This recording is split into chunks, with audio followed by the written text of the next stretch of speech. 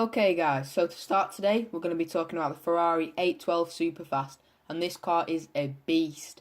With over 800 horsepower from a naturally aspirated V12 engine, its performance is unbelievable. 0 to 60 happens in 2.8 seconds, which from a rear-wheel drive car is phenomenal. Not only that, the top speed will be way over 200 mph, and probably the best part of this car is the looks. It looks absolutely beautiful, especially in the Rosso Corsa paintwork.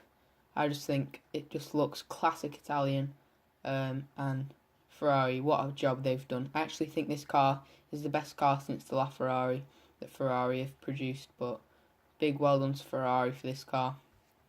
Moving on, we're going to be talking about the Pagani Huayra BC, but not just any BC, the Macchina Volante. Named by the owner, it means flying machine, and I assume they've called it that from the gull wing doors where they open like wings, but the car looks beautiful with that blue carbon fibre and bare carbon with the blue stripe down the middle running through the whole car. It looks beautiful, and the BC is obviously a fantastic car with the huge wing and the huge vents. It looks absolutely amazing. So next we're going to be talking about the Lamborghini Aventador S. So it's a car that I don't like, but I'll tell you why in a minute. The car itself, actually, I really like. It looks amazing. It's a beast. It's got 730 horsepower, V12 naturally aspirated, four-wheel drive, 0 to 60 happens in 2.8 seconds, top speed's well over 200 mph, and it's a phenomenal car. It looks amazing as well. It does look better than the standard Aventador, but for me, there's absolutely no need for it. They made the Aventador, which was an amazing car. Then they made the Aventador SV, which I was a bit sceptical about at first, but I realised it's an absolutely amazing car. It is really, really brilliant. It set records at the Nürburgring. It's a fantastic car. But then they make the Aventador S, and it's almost like they've just made it to sell cars, because what's the need for it? What is it like if you're not quite brave enough for an SV, but you want something other than a standard Aventador? I just don't get it. But it seems like they're just making cars to make money. And for me, that's not what it should be about with supercars. It should be about the passion. But yeah, nevertheless, the actual car is fantastic, but I just don't like how pointless it is.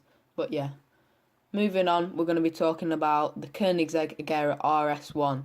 And this is not your normal Koenigsegg, because most Koenigsegg's aren't actually road legal in America.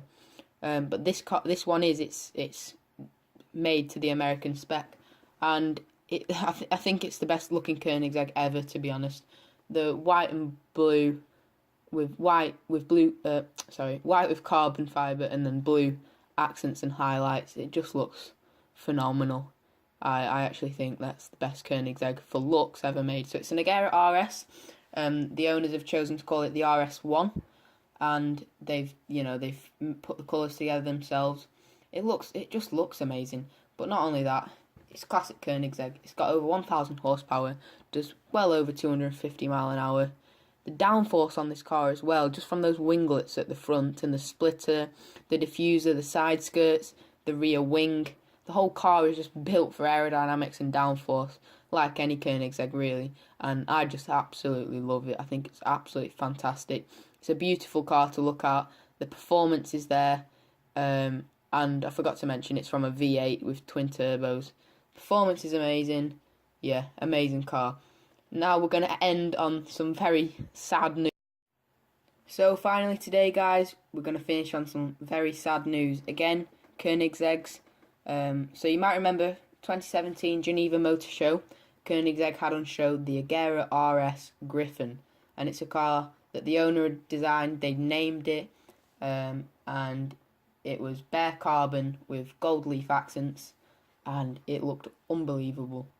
Again, over 1,000 horsepower, pretty much the same as the Agera RS1 but different colours, and it was a work of art really. But sadly, this week, Koenigsegg have confirmed that it crashed in testing. So the car went into the ditch on the side of the Koenigsegg runway where they were testing it before it was delivered to the owner. and the owner has said that, well, Koenigsegg rang him up and told him what had happened, and the owner said that Koenigsegg dealt with it amazingly.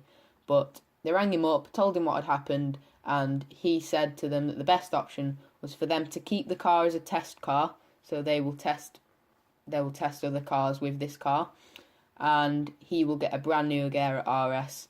But it's just a really sad thing that such a work of art and a beautiful car has to be destroyed like that. The bodywork got badly damaged, so there was no point in repairing it. So Koenigsegg will use that as a test car.